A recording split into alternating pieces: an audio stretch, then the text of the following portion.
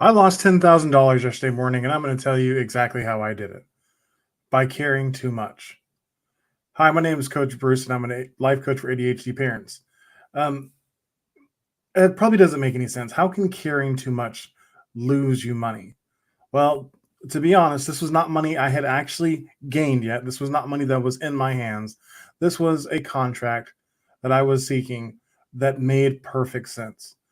This this prospect, this future client I thought I had was perfect for everything that I do. They were hitting every pain point, every problem that I have experience solving, they were struggling with. There was nothing about this relationship that told me that there's any way that we left this conversation without a deal. And what I say, I'm sorry, and when I say I care too much, let me be more specific. I cared too much about the wrong thing. My number one priority going into every coaching call that I have, every consultation, every discovery call, every conversation that started offhand, every person I meet in a grocery store or whatever that I start talking about my business with is how can I help? That is the number one thing I am here to do is I am here to help you. If you are in a dark place in your life and you are looking for assistance out, if you identify yourself as that person, I am here to help. And whenever I get on that call, sometimes I get kind of excited. Sometimes I start to think about all the ways I can help you down the line. And I forget that you're hurting right now. You don't give a shit about the future you're hurting right now. And you got onto this call because you're in pain and you want some help. You identified yourself as a person who was struggling, which is embarrassing and scary, which I talked about yesterday. But you identified yourself. You got on the call for a reason because you're in pain. You're having a problem and you want some fucking help. You don't want help in a month. You don't want help next week. You want help now.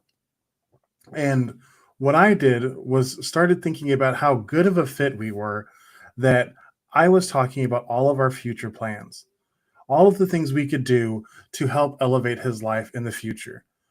But I didn't do anything on the current call to help him today. And that was my bad.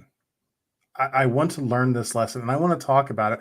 I want to share it with all of my listeners and viewers for a reason because I want to learn from it. And I want anybody else who's listening to learn from it too. You have to remember what matters. There's a result that you came to before you got emotional and you got excited. That is what is actually important.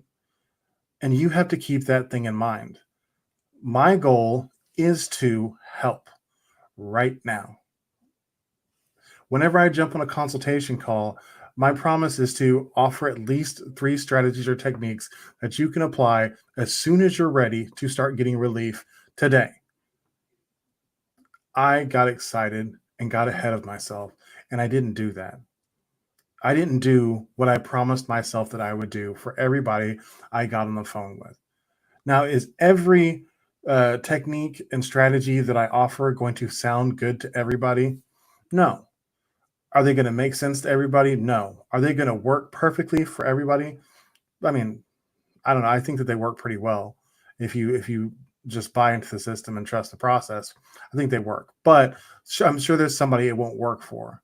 However, if I do what I'm supposed to do and I provide some relief on that call, then that is supposed to be my goal.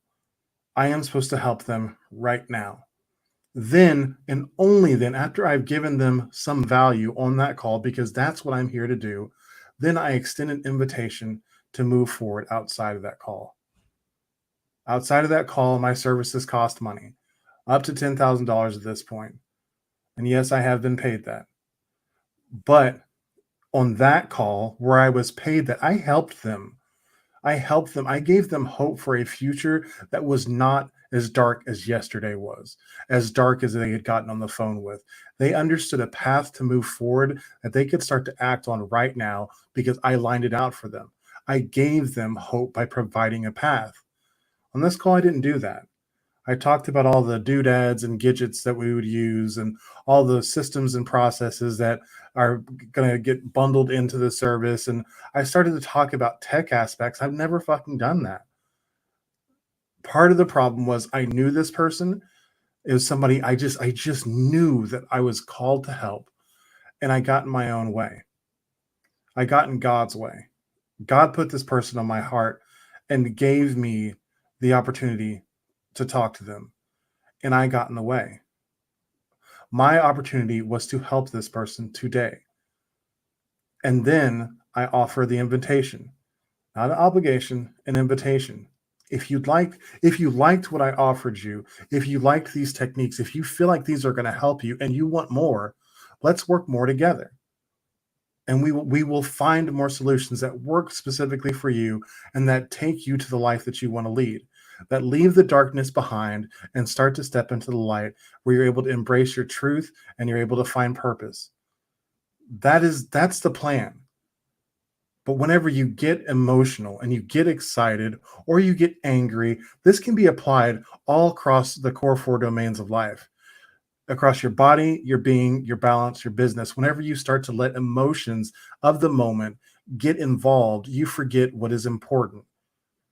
Whenever I get into a emotional conversation with my wife, I can easily forget that my goal, like my sane, I'm calm as water, like I know what I want, like I'm looking into the future goal is to spend the rest of my life with this woman. But if the emotions get involved and I start to get caught up in caught up in thinking about the wrong things, it's funny how quickly that conversation can devolve into throwing around the word divorce. That hasn't happened nearly as much lately, but it's not hard if you let the emotions carry you from the results you were actually supposed to be there for. That can happen in your body as well. What what happened for me whenever I was way fit before is that I got so obsessed with the number on the scale, I was unable to look at the result in the mirror. Whenever I was jacked and I was walking around and I was intimidating as fuck and I was exactly how I wanted to look, all I could see was that the scale was fluctuating in a way that I didn't like. I got focused on the wrong thing. The result was I wanted to be functional and look badass. And I had it and I never appreciated it because I got sucked up into the emotion of the moment. You can't do that. The result has to be the result you want whenever you're feeling whatever. You have to be able to check out from those emotions that start to get you carried away and check into what is actually important to you. And I encourage you to know what's important. I've talked about this over and over again. If you don't actually know what results you want, then you're in real fucking trouble. If you are just being bounced around life like a freaking ping pong ball, then you are going to do nothing but focus on the wrong result of the moment. The emotion of the moment is going to dictate where you're trying to go for the long term, and it doesn't work that way. The result for the long term has to be the result for the long term all the time. And you have to constantly course correct back towards it, or you get really off course really fast. And that is the main thing I help people do is I help them define the result that they want and continue course correcting so all of life's distractions don't get them off course. And if you're interested in learning more, you should go to the link in my bio, a link in the description, and set up a consultation. It is www.impulsive.life/consult. I would love to talk to you more and provide you some relief right now. I don't want to talk to you about what I can do next time. I am going to stay focused from here on out. I'm going to learn that lesson on how can I help you right now. And once you see how well I can do that, you'll want to work with me further. Have a great night.